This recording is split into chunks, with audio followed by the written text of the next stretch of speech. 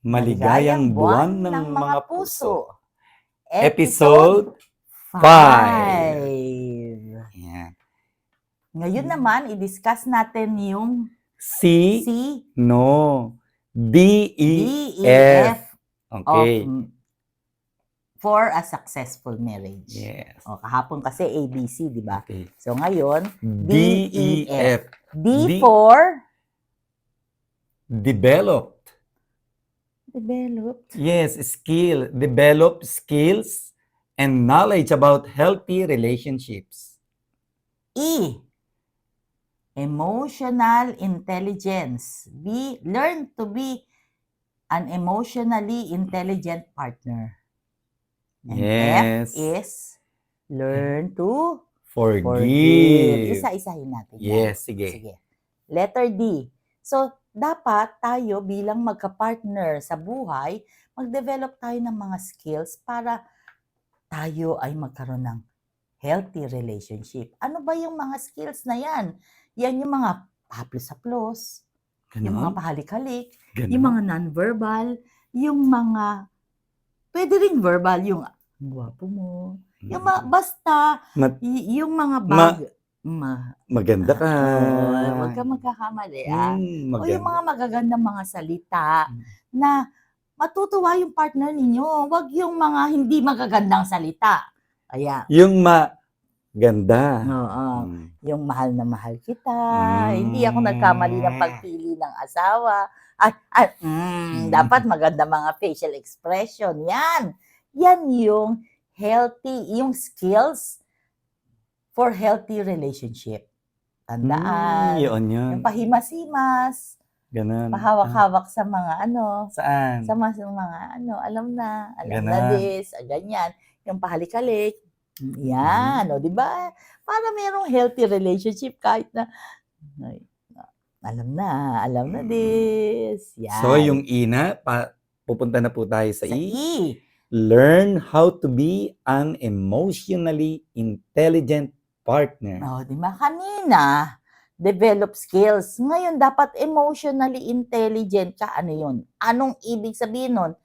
Discover ways to effectively handle emotions in the relationship. Siyempre, di ba, pag galit ka, dapat, medyo disimulado ka, wag masyado, di ba? Sabi nga, pag galit yung isang partner, yung isa sa yung partner, isa, tatahimik lang. palipasin mo, wag mo Huwag siyang mo siyang sasalubungin. sasalubungin. Diba? Pag Hindi sinalubong mo siya, gulo yun. Magko-collapse kayong dalawa. Collide ba? Mm-mm. O whatever that is, ayaw niyo yun. Yes. So, ibig sabihin, pag galit na ako, tahimik na yung isa. Oo. So, pag galit ka na, galit ka na. Hindi. Tahimik ako. Okay. Yun, Okay, ganun. yan. Okay. And letter F is? Forgive. Siyempre, napaka-importante. Si Kristo nga, di ba? Ang sabi, ilan? How many times? 77 times 7. O, di ba? Parang sinabing, hindi ka pwede huminto sa pagpapatawad. Yes. Di ba? Wala naman kasing perfect eh. Di ba? Ikaw ba maghahanap ka ng perfect na partner? Ikaw mismo hindi ka perfect. So, pag nagkamali siya at humingi ng tawad, patawarin mo na. At wala Pero kapag pag yung mainit ulo mo, huwag mo nang binabalik-balikan yun. Oo nga. Napatawad mo na yun eh. Walang grave Ang tawag doon, digging. grave digging. Kasi nagbabago na siya. Pero ikaw, para bang Yung sugat kinukut-kut mo pa. na nagpiklat na, magaling na. Magaling na sana. O, di ba? Kaya never ungkatin yung hurts from the past. Kasi natapos na yun eh. Tandaan natin na kung siya ay nanghingi na ng tawad at gusto niya nang magbago, tulungan natin siya by not going through the same pain. Yes. Mahirap bang sabihin yung I'm sorry? Diba?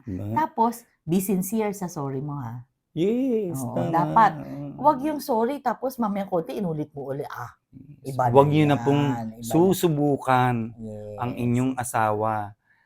Huwag nang ulitin. Huwag nang uulitin. Yes. Yan. Kasi yung tiwala niya, matagal niyo pong makukuha ulit yun, maibabalik. Mm. Ay naku, hindi lang po taon. Naku.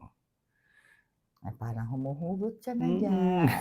Ay, So, tandaan nako. natin, letter D for develop skills and knowledge about healthy relationship. Yes. Letter E, Emotionally intelligent. so dapat learn how to be an emotionally intelligent partner. Yes. At ang Ang letter huli, F ay, forgive. o di ba, learn to forgive even though Yung, you may never forget. Hindi naman sinabing yes. pagka nag-forgive ka, makakalimutan mo na. Hindi Well, ikabababa po ng inyong dignidad kapag nagsabi kayo ng I'm pinapatawad mo siya.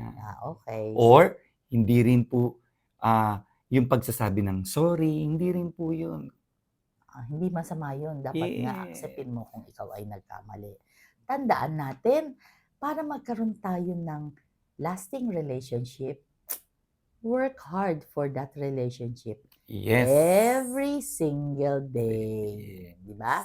It takes two to tango, wag hayaang siya lang. Dapat kayong dalawa. Yes. O, diba? Amen. So, gawin na natin yung mga pwede natin gawin. Sige. Maligayang buwan Ng mga puso. God God bless us all.